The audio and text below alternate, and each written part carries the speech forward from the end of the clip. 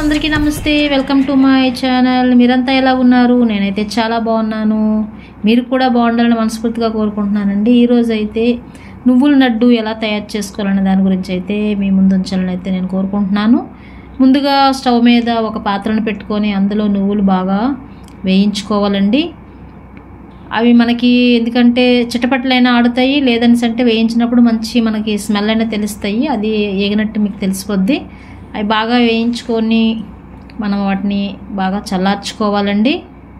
చూసారు కదా నేను ఎలాగైతే వేయిస్తున్నానో అలాగైతే మీరైతే బాగా నువ్వులని వేయించుకోవాలి. నువ్వులు వేయించుకోవడం వల్ల నువ్వుల లడ్డుకి అయితే మరింత టేస్ట్ అయితే బాగుంటుంది.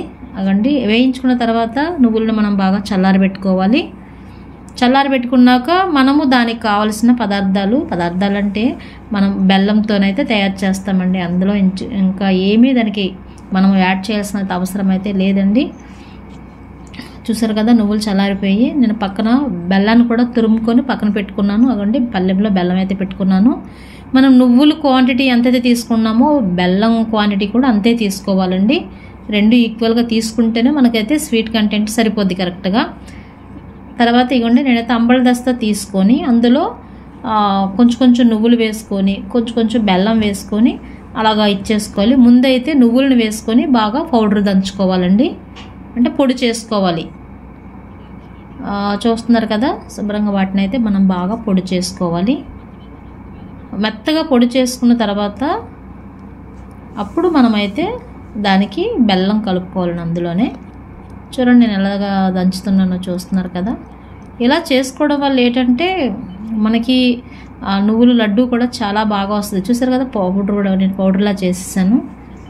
కొంచెం మరి శ్రమ పడాలండి, ఎందుకంటే మనకి ఎనర్జీ కావాలన్నా మనం స్ట్రాంగ్గా అవ్వాలన్నా ఇదైతే మనం కొంచెం అయితే కష్టపడాలండి. మనం ఇంత చిన్నదానికే ఇదైపోతాం, కానీ పాతకాలంలోనైతే అన్నీ ఎందుకంటే ఇంట్లోనే ప్రిపేర్ చేసుకొని తినేవారండి. మనం కూడా ఆ డేస్ని మరొకసారి గుర్తు చేసుకుందాం మనందరం. చూసారు కదా నువ్వులైతే నేను ఎలా పొడి చేశానో బాగా పొడిలాగా చేసుకొని ఇప్పుడైతే దానికి మనము బెల్లంని యాడ్ చేసుకుందాం. ఓకేనా,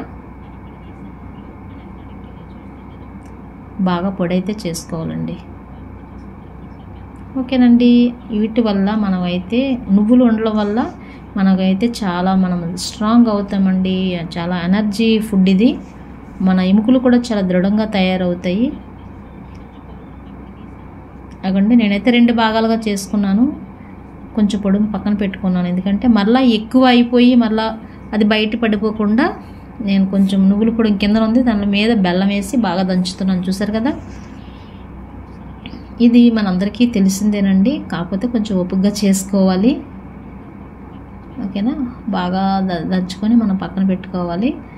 అయితే ఈ నువ్వుల వల్ల మనం ఎంత ఇదంటే పిల్లలు కానీ పెద్దవాళ్ళు కానీ ఎవరైనా తింటే చాలా మంచిదండి. ఎందుకంటే ఇందులో ఐరన్ ఉంటుంది, కాల్షియం ఉంటుంది. పిల్లలకి ఈవినింగ్ టైంలోను పెద్దవాళ్ళు కానీ పిల్లలు కానీ ఎవరైనా తినొచ్చండి. అదండి నేను కొంచెం పొడికి కొంచెం బెల్లం వేసుకుంటూ దంచుకుంటున్నాను అనమాట. అలా దంచుకొని ముద్ద చేస్తూ ఉండాలి. ఓకేనా, అదండి అలాగ ముద్ద చేసింది పక్కన పెట్టాను. మొత్తము అంతా కూడా కంప్లీట్.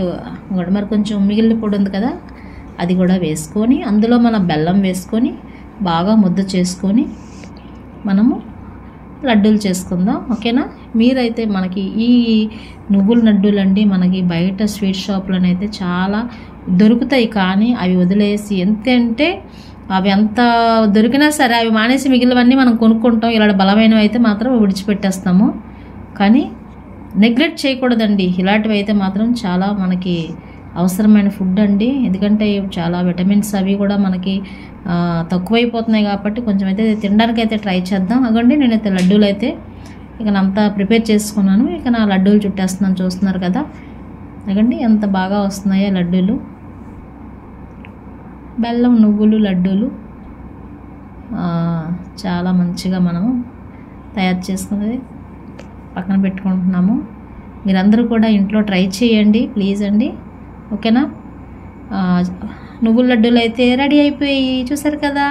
ఇంతవరకు నా ఛానల్ చూసినందుకు థ్యాంక్ యూ సో మచ్ అండి. Please like and share and subscribe.